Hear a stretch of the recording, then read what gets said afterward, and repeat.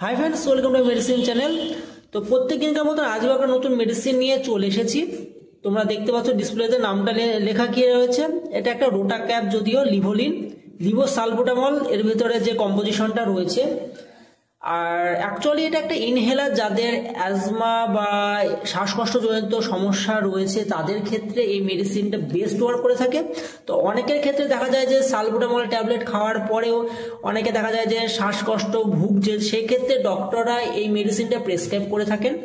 Even এর একটা নির্দিষ্ট ডোজ রয়েছে, যেটা একমাত্র অভিজ্ঞ যে ডক্টর রয়েছে তিনি প্রেসক্রাইব করতে পারেন। উইদাউট প্রেসক্রিপশনে কোনো মেডিসিন খাওয়াটা ঠিক নয়। তবে আমরা আজকে জানবো কিছু এর যে সমস্ত কার্যকারিতা রয়েছে এবং কিভাবে কাজ করে, একটা বেসিক আমরা আজকে নলেজ গেইন করব।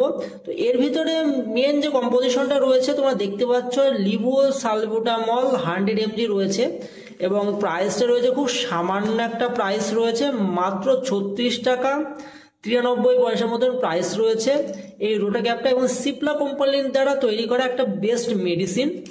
অ্যাকচুয়ালি রোটা ক্যাপটা কি কাজ করে, তো আমরা অ্যাকচুয়ালি যে সমস্ত অ্যাজমা বা হাঁপানি রুগীদের দেখি, তাদের কি হয় যে শ্বাসনালীটা রয়েছে তাদের ভিতরে অনেকটা ব্লকেজ চলে আসে, যে কারণবশত হোক না কেন। তো তার ফলে ঠিকভাবে অক্সিজেনটা বা নিঃশ্বাস প্রশ্বাসটা সঠিকভাবে নিতে পারে না। এবং এই লিভোসালবুটামল অ্যাকচুয়ালি ব্রঙ্কো ডায়ালিটার হিসেবে কাজ করে, অর্থাৎ এটা প্রসারিত করে। অর্থাৎ দেখা গেল শ্বাসনালীটা এরকম টাইপের এরকম বেশ রয়েছে, তো সেটা অনেক সময় ব্লকেজ চলে আসে, তো সেটাকে একটু বড় করে দেয়, যার ফলে সহজেইভাবে শ্বাস প্রশ্বাসটা নিতে পারে। এটা ব্রঙ্কো ডায়ালিটার হিসেবে কাজ করে থাকে। তো এটা অ্যাকচুয়ালি রোটা ক্যাপ, এর ভিতরে শুধুমাত্র ক্যাপসুলস রয়েছে, ক্যাপসুল ফর্মে এটা রাখা থাকে। তো রোটা হেলার বলে এক ধরনের মেশিন পাওয়া যায় মার্কেটে। তো এরকম টাইপের মেশিনটা হয়, তোমরা দেখতে পাচ্ছ ডিসপ্লেতে। তো এই মেশিনটার ভিতরে এই একটা করে ক্যাপসুল দিয়ে এইভাবে যদি ঘোরানো হয়, তো তারপরে এই মেডিসিনটাকে মুখের ভিতরে টেনে মিনিমাম 20 সেকেন্ড বা 25 সেকেন্ড মতন শ্বাসটাকে ধরে রাখতে হয়, তবে এই মেডিসিনটা সঠিকভাবে কাজ করে থাকে।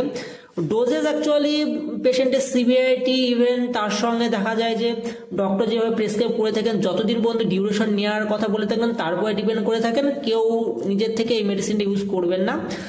আর সাইড এফেক্টস বলতে গেলে এর নর্মালি কোনো সাইড এফেক্টস নেই, খুব ভালো একটা মেডিসিন যারা অ্যাজমা রোগী অনেকদিন ধরে ইউজ করে থাকেন। এবং পেশেন্টের কন্ডিশনের উপর ডিপেন্ড করে ডোজেস বাড়ানো হয়ে থাকে। তো আজকে ভিডিওটা এই পর্যন্ত ছিল। যদি ভালো লাগে অবশ্যই লাইক এবং শেয়ার করবেন। সঙ্গে থাকার জন্য থ্যাংক ইউ।